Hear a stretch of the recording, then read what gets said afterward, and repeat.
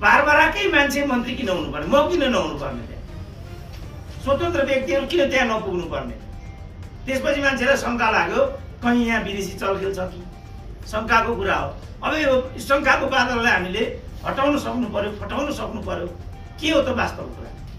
अहिले त्यो सन्दुक रुइतको पनि अनेक भिडियोहरू आइरहेको देखिन्छ। उत्तर ओहो हामीले सन्दुक रुइतलाई आँखाको देवता भनेको त कुरा अर्कै रहेछ पो त भन्ने मैले हिजो सोसियल मिडियामा देखिरहेको थिएँ। अब त्यो कुरा भन्ने बित्तिकै हाम्रो कस्तो भयो, ठ्याक्क जातीय आधारमा ध्रुवीकरण भइहाल्छ। एउटा जनजाति नाम कमाएको पनि खप्न सकेनन् भन्ने चाहिँ अर्काले कुनाबाट।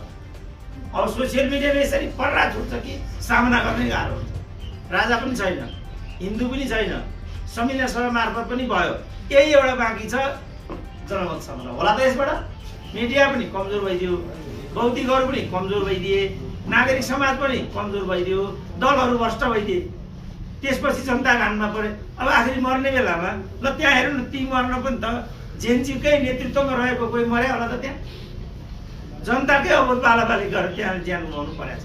माओवादीमा यही भयो, मधेसवादीमा यही भयो, कैलाली भयो, हेर्दा अस्ति त्यहाँ भयो सबैभन्दा धुलाइ खानेमा पुलिस थियो। ओके आधी दिन त माथि होला नि त, घानमा त तलकै पर्छ, निरीह जनतै पर्छ, निमुखै पर्छ।